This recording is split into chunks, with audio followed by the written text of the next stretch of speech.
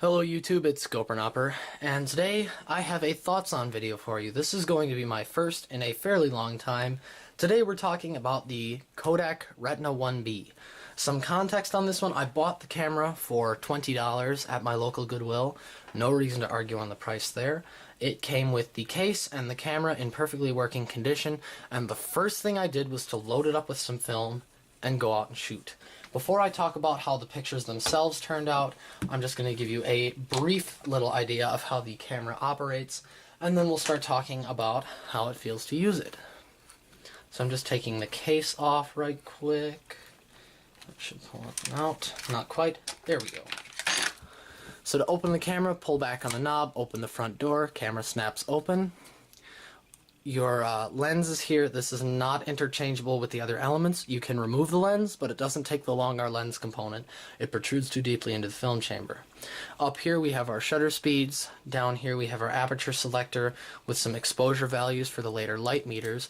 On top we can see our aperture readout. The aperture is coupled to the shutter speed ring, but I'll get into that later.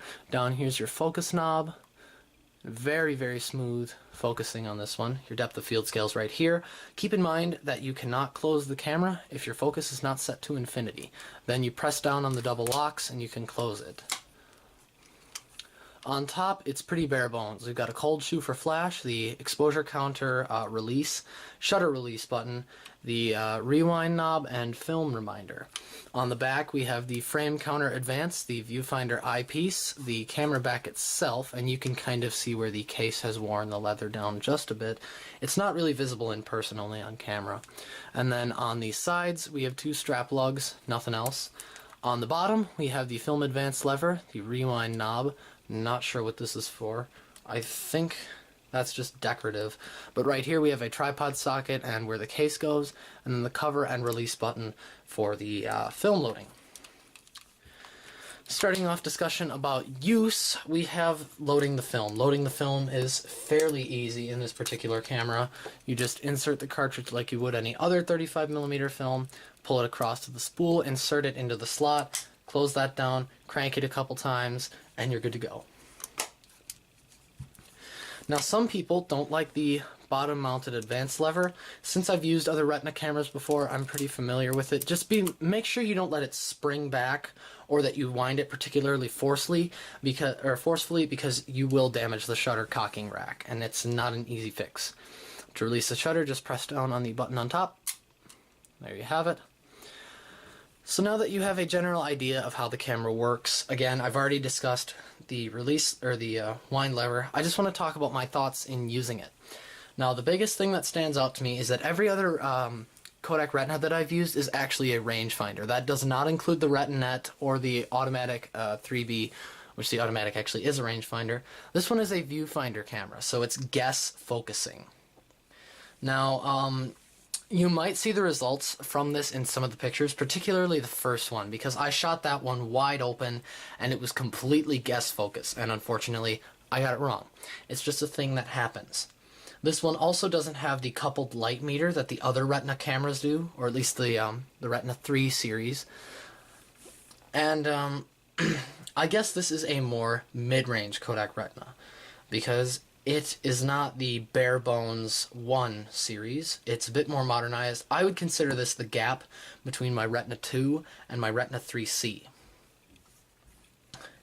The most obnoxious thing about using this camera for me is that the aperture dial and the shutter speed dial are connected.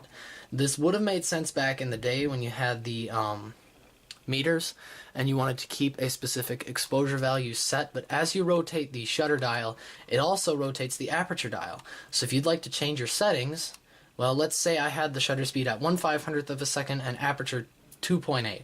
Well, let's say I want aperture f11.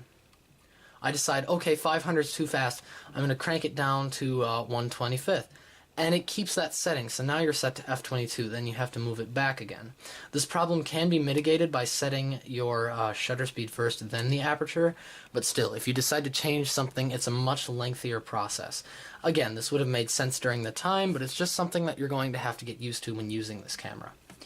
I found the ergonomics to be pretty normal. If you hold it with this hand like this on the side of the camera and the other one just kind of cradling it from underneath with one finger on the focus, it is reasonably comfortable to use. Now, some people don't like the size of the eyepiece, but I didn't have a problem with it. I'm used to shooting with cameras with small viewfinders.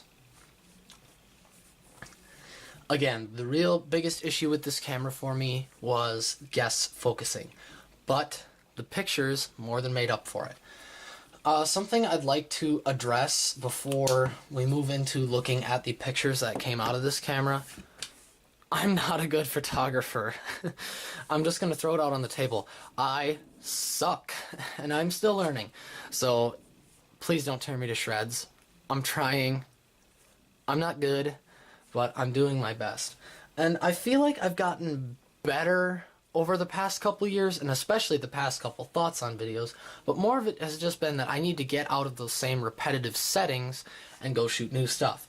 The other thing I'd like to address about the pictures is that for a lot of the indoor shots, I'm going to be excluding them from the actual final roll of the pictures at the end because I horrendously misjudged the exposure.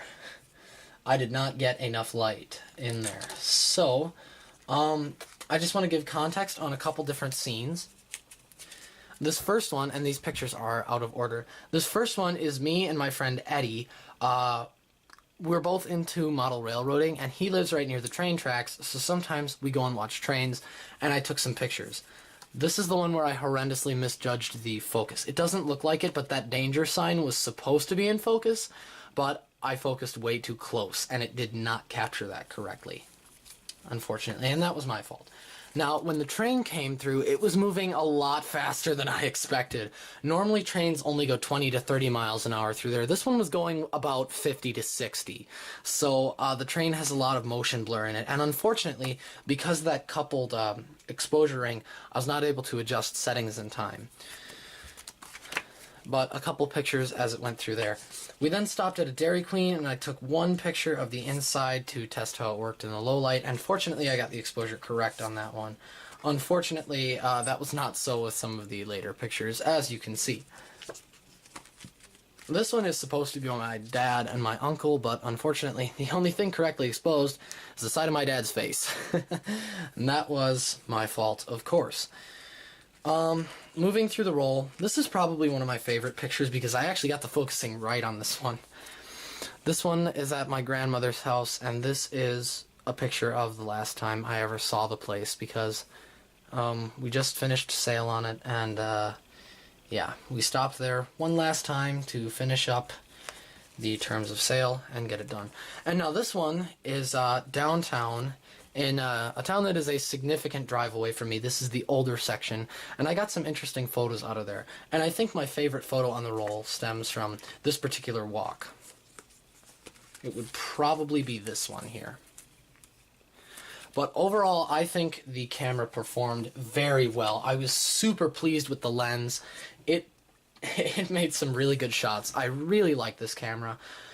Granted, I probably won't use it too much anymore, maybe every once in a while to put a roll through it, because I do have better cameras at my disposal, and if you guys have watched that camera haul video where this camera came from, I just got that Kiev, and I really am very excited to try out that Jupiter and compare it to the Zeiss lens.